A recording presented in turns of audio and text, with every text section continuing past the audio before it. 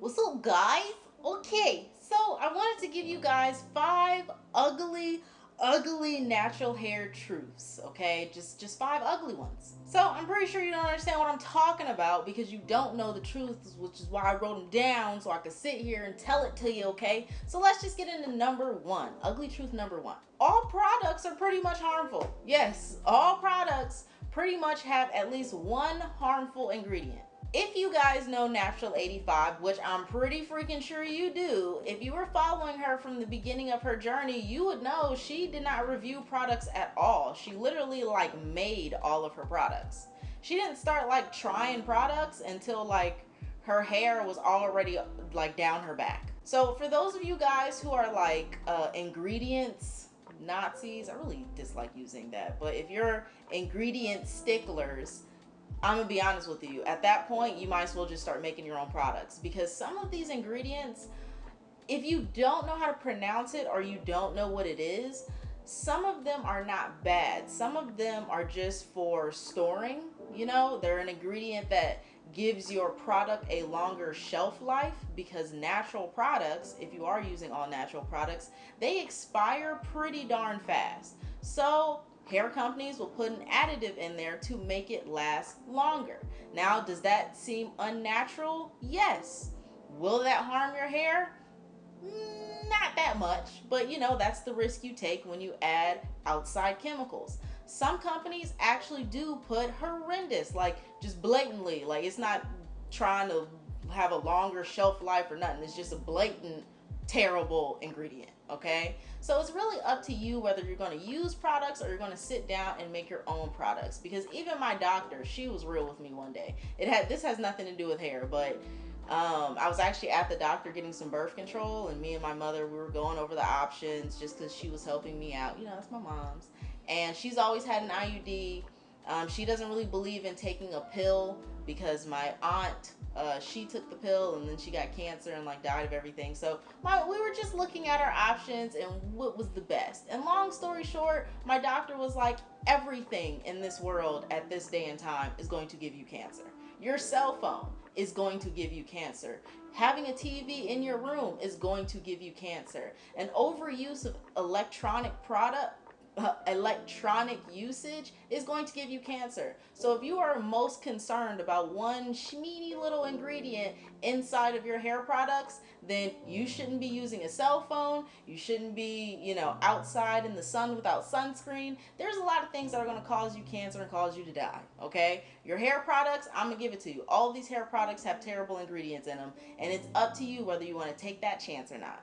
See, I told you, we're going to get in there with these ugly truths, okay? Let me pull up the rest of my notes. Number 2, your hair is going to break off. Now, you will see a lot of YouTubers that have polished, beautiful hair. Like I tell you guys all the time, some of these natural hair YouTubers are hairstylists, okay? So it's easy for them to do their hair because they are about this life, okay? But the average person is going to have hair breakage. And it honestly has nothing to do with the texture or hair type of your hair. It just has everything to do with human error, okay? Real shiznit, I lived with a white girl. She had hair all the way down her back, okay? Real nice hair, real nice white girl hair. However, she had a lot of breakage, like a lot of breakage, okay? I've met Mexican women who have breakage. I've met black women with type 3A, you know, nice mixed curls or whatever, have breakage. I've met beautiful women with type 4C hair, beautiful hair. They have breakage as well. Everybody got breakage, okay? Everybody.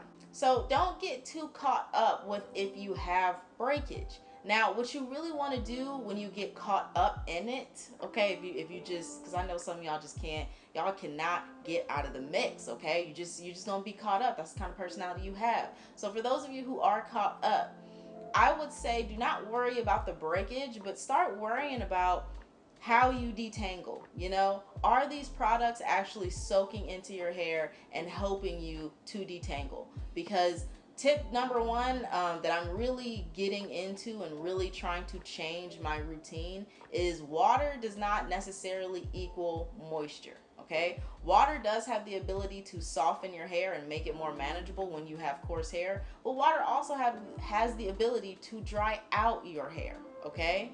And when we're talking about breakage, if your hair is super dried out and not moisturized, it's naturally going to snap, knot up, and break off, okay?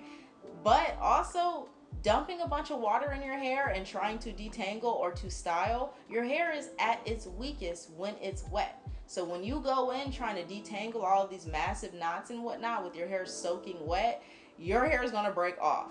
Your hair is at its most healthiest and at its most strongest when it is dry and, you know, neutrally moisturized, okay? But you got to get your moisturization routine down, you got to get your detangling routine down, and you got to eliminate detangling while your hair is sopping wet, okay?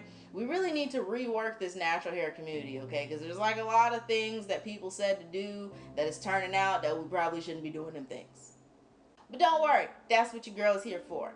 Number 3, harsh truth. This truth is so harsh, oh my gosh. Your hair is going to grow regardless of what you do to it. It's gonna grow. Your hair is going to grow. Whether you take vitamins or whether you don't, your hair is going to grow. Now, here's where it seems like your hair is not growing.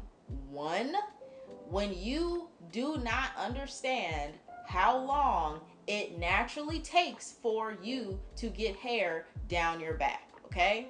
Getting hair down your back is not something that happens within 2 years. It's not even something that happens within 3 years. To get hair down your back, and what I mean, my hair is not even down my back. Like I have like, oh, maybe it is, okay. To get your hair right here, and that is the longest piece in the back. And what I mean by the longest piece is, even though this piece reaches down here, the top of my hair does not reach down there, okay? So when this piece reaches all the way down there is when I personally will be like, oh yeah, my hair's down my back or whatever. But if you're trying to get your hair to my length, it took me 4 years, 4 to 5 years to get to this length, okay? 4 to 5 years. You just saw me pulling the strand. It took 4 to 5 years. Some of you guys are on your 2nd year, and for some reason, you feel like your hair should be at my length when I've been on this journey for about 4.5 years, okay? That's unrealistic, and some of you guys have these unrealistic expectations for hair growth. So, with me saying that, what makes it also seem like your hair is not growing is if you are breaking off your hair and if you just have terrible natural hair, if you just have a terrible natural hair routine, like you have a terrible detangling method, you break your hair off all the time, like you just can't get it together. Your hair is gonna grow, but then you, through human error, are going to break it off, okay? And if you're constantly breaking your hair off, you are not retaining length, okay? And for you to actually see growth, retaining length is just as important, retaining length is more important than trying to figure out what hair serum will generate more hair growth, what multivitamin will generate more hair growth, what brand of biotin should I take to generate more hair growth. It's more important to figure out how to retain length. And that means, you know, detangling safely so you're not breaking off too much hair. Keeping your hair moisturized so it's not breaking off just, you know, on a daily basis. Like there's a lot that goes into retaining length. And retaining length doesn't necessarily mean the type of hairstyles you wear or anything like that. It's really just the safe practices that you implement to not break off what you have. Some of you guys are so into what the future holds with you and your natural hair. You're so worried about future growth that you're not getting to future growth because you are breaking off your hair. Now, like I said, naturally, your hair is gonna grow. So you don't really have to worry about whether you're gonna have hair down your back in the future. You need to worry about what you're doing in the now to keep what you have, because mind you, the shortest end of my hair, like let me show y'all so you really understand. This piece right here, this piece to this piece, this little short piece, that used to be all the way connected to my scalp. okay? And my hair used to be this long. Do you see what I'm saying? Okay? My hair used to be literally this long. This piece is like a fossil, okay? It's the oldest piece of my hair, my ends. It's the oldest piece.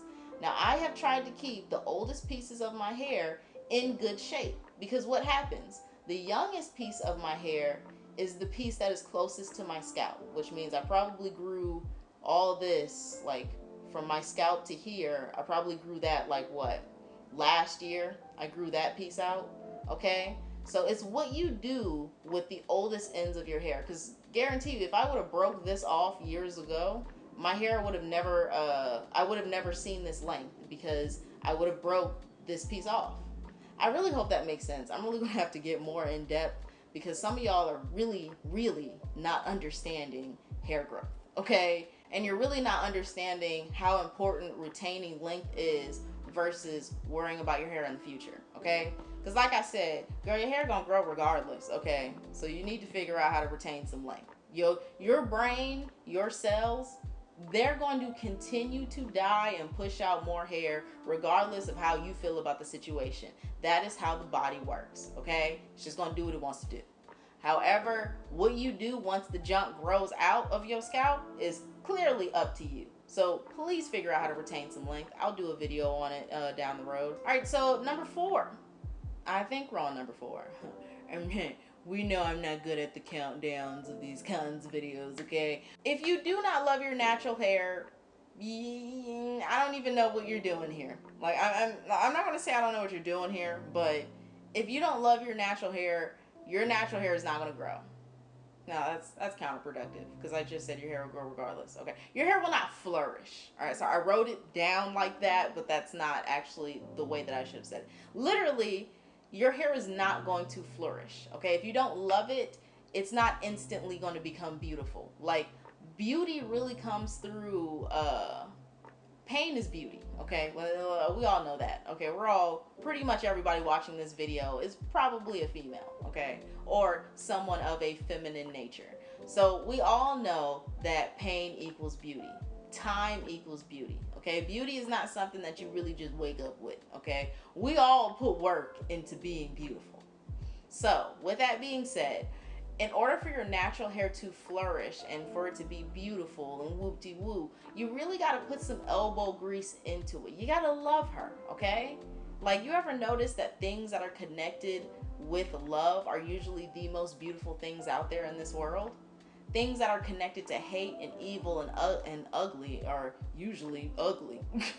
So I really want you to associate the way you think and the way you feel about your hair is going to be a direct reflection of how your hair actually looks, okay? Because even on my worst day, my fro still flourishes because I love her. I could wear any hairstyle and my hair will look beautiful because I love my hair. I love her. If you do not love your hair is not going to look like mine. Like, I have a lot of you guys that comment down below. I've been following you since day one. I can't figure out what to do with my hair. I've been following all your methods, but my hair still doesn't look like your hair. I've gotten messages all like that, but the underlying hint from some of you guys' messages that I'm starting to see is that you are frustrated with your hair because it does not look like mine, okay? We supposedly we have the same textures, we have the same look, coarseness, you know, and for some reason it's just not looking like mine, and that's frustrating you. Listen to what I'm saying. You're upset because your hair does not look like mine, okay? I'm about to drop some truth. I'm not upset that my hair does not look like natural 85s. I do not want my hair to look like natural 85s. I want my hair to look like my hair, okay? Natural 85 has a beautiful texture. She has a beautiful length. She has a beautiful, you know, essence around her hair. I love everything about her hair. But when I follow a natural 85 tutorial, I do not expect for my hair to come out like hers. I don't expect for it to look like hers. And me and natural 85, let me show you how watching a YouTuber works. Me and her have the same hair textures, okay? I am not 100% type 4C, okay?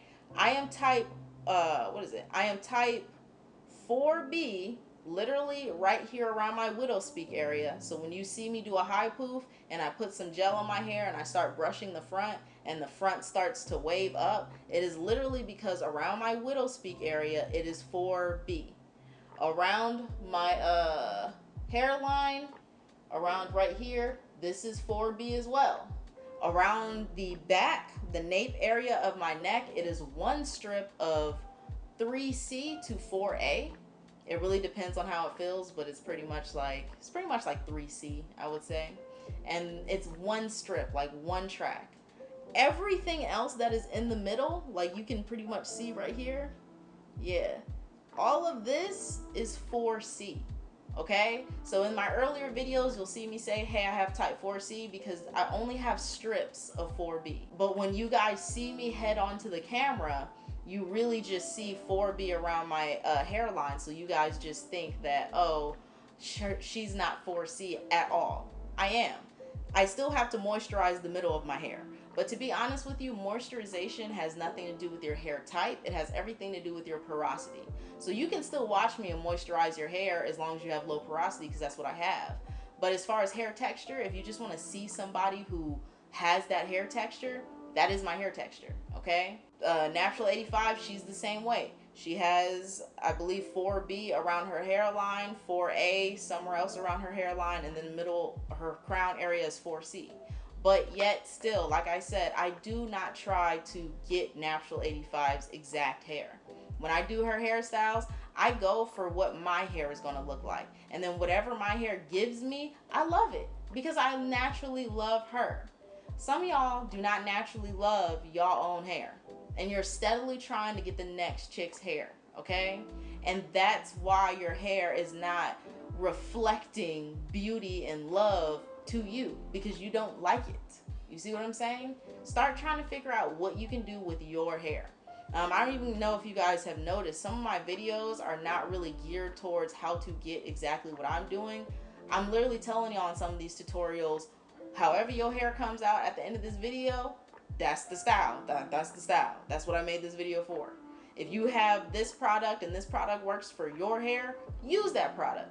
Don't try and switch to what I'm using. Use what works. You can try this out, and if it works for you, great. If it doesn't, stop using it immediately. You really have to do what your hair wants. You have to love your hair. And with loving your hair, you really give her that space to show her what it is that she needs, or to understand what it is that she needs, okay? Through love is when you'll be able to understand your hair.